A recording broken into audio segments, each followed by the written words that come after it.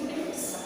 Okay, in this lecture we will discuss on the mechanism of digestion and what are the steps of digestion. Okay, in the previous lecture we had discussed about all the alimentary canal and digestive glands which are present in the digestive system. In this lecture we will discuss how the food is digested and absorbed and assimilated in our body simply. Right? Okay, first we will discuss on the mechanism. Mechanism is, what is the meaning of mechanism? Mechanism is a process by which by which food is digested, digested and assimilated in our body. So first step is the ingestion, digestion. Okay, ingestion, digestion, absorption, assimilation. These are the steps of mechanism. We will discuss today about the ingestion and digestion. What is the meaning of ingestion? Ingestion means when you intake the food particles simply. When you intake the food particle in your mouth or in your buccal cavity, simply this process is called ingestion. Right? What kind of food you take, which type of food, which type of nutrient you intake your food is called ingestion. Ingestion generally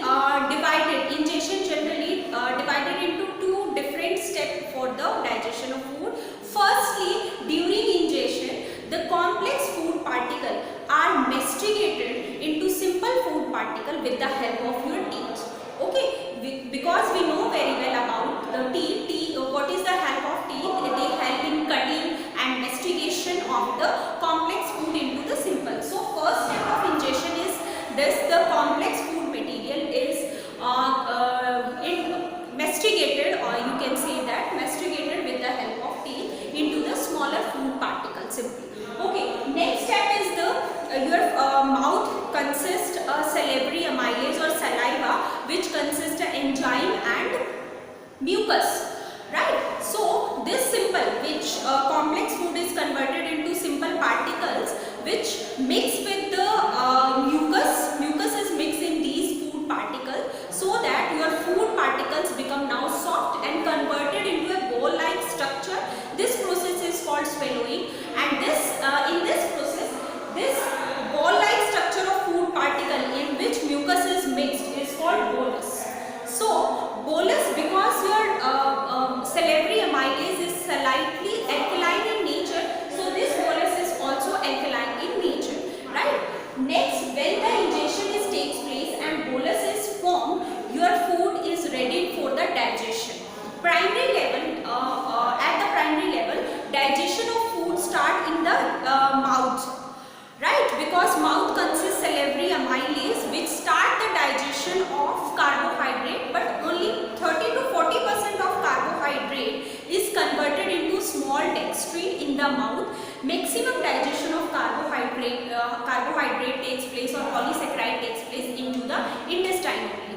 Next is when bolus is formed. This bolus is entered into the. Firstly, we will discuss about the buccal cavity. What will happen in the buccal cavity? This is the ingestion process. Next is the digestion. Digestion takes place in the buccal cavity, it means mouth. Next, digestion takes place in the stomach and then intestine. There are three different stages where digestion takes place. Firstly, in the buccal cavity. We will discuss on that the pH of salivary amylase or saliva is 6.8 approx, like slightly alkaline, you can say that, slightly alkaline or slightly acidic in nature, kind of neutral, you can say that it is a kind of neutral pH in your buccal cavity or mouth. Right?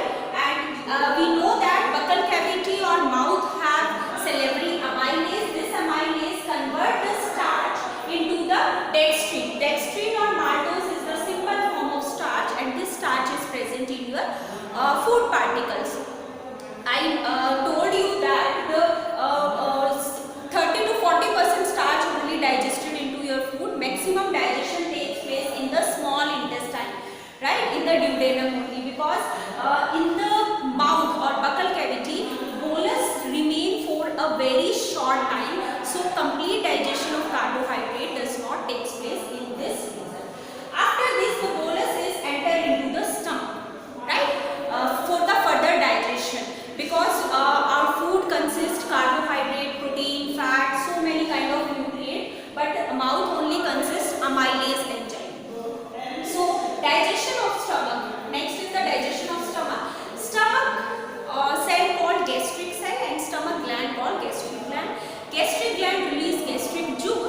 Gastric juice consists HCl, pepsinogen and prorenin.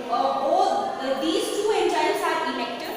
I told you that. And HCl maintain the environment of stomach is acidic. In the presence of HCl, this pepsinogen, inactive pepsinogen is converted into active pepsin, and this inactive prorenin is converted into active renin. What is the function of pepsin and renin? Actually, if your food consists protein, then this protein in the presence of pepsin is converted into peptones. Peptones are the smallest unit or simplest unit of protein simply.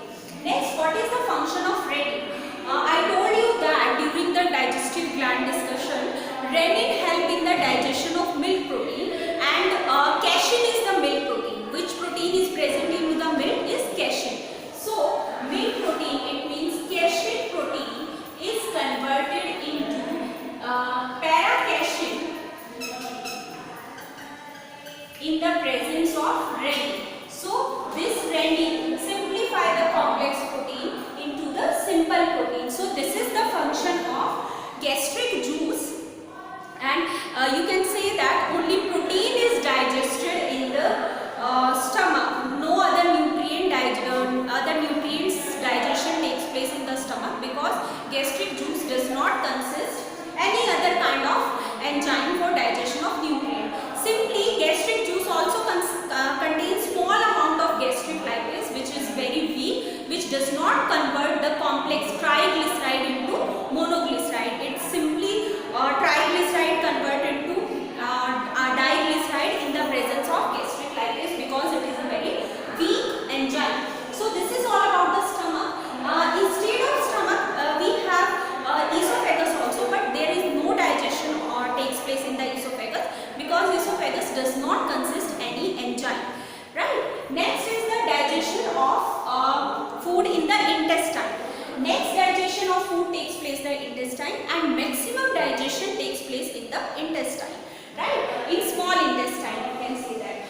Why the intestine help in digestion, maximum digestion? Because it release their enzymatic secretion called intestinal juice. Instead of this, it receives pancreatic juice from pancreas and bile juice from the liver. So maximum digestion of food nutrient takes place in the intestinal digestion. Okay. One more thing. Here, when the bolus is mixed with the HCl, then it becomes slightly acidic. Then the intestinal juice have pH 8 to 9. It's alkaline. So, because of this alkaline nature of intestine, this acidic food does not destroy the lining of intestine. So, it makes the neutral environment with the help of this pH. In the intestine, when food is come, it is a partially digested, because carbohydrate and protein digestion has been started. So, in the intestine, food is partially digested, and in a semi-solid form, this type of food is called chyme. Right? Okay. Intestinal juice consists various kind of enzyme and help in various digestion. Firstly, we will discuss on the bile, because intestine also receive bile from the liver. Okay. What is the function of bile? Bile emulsify or simplify the complex fat into the emulsified means simple fat. So fat digestion, maximum fat digestion takes place in the intestine. Next, trypsinogen. Pancreatic juice consists various protein digestive enzyme. Trypsinogen is inactive protein digestive enzyme which is present in the pancreatic juice. It is converted into simple form with the help of enzyme enterokinase. This enterokinase enzyme released by the intestinal cells.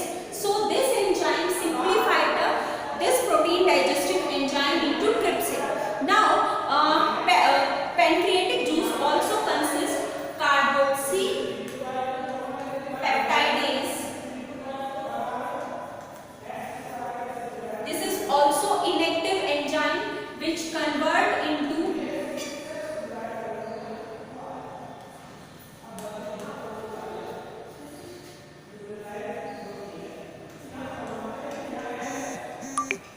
carboxypeptide in the presence of trypsin. Similarly,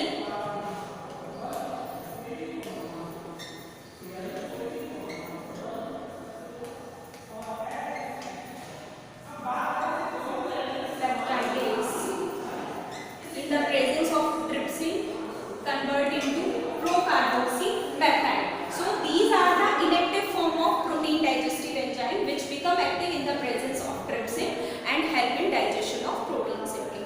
Instead of these pancreatic enzyme, intestine also release various kind of digestive enzyme. For example, sucrose is the form of carbohydrate.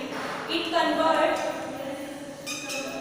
with the help of sucrase, which is the intestinal secretion, into the glucose and maltose. Next is your fructose,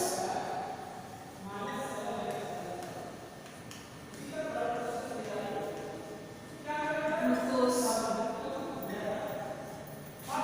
lactose, milk sugar, fruit sugar and carbohydrate.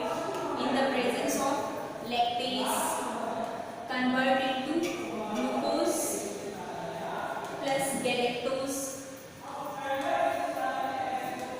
All these maltose, galactose and dextrins are glucose converted into in the help of intestinal amylase. Galactose, maltose with the help of intestinal amylase converted into the dextrin. It is the simplest form of the carbohydrate. So this is the digestion of carbohydrate. This is the digestion of protein. This is the digestion of protein and this is the digestion of fat. Instead of this, intestinal juice also consists of lipase enzyme. So emulsified fat in the help of intestinal lipase. Emulsified fat in the help of intestinal lipase is converted into fatty acid.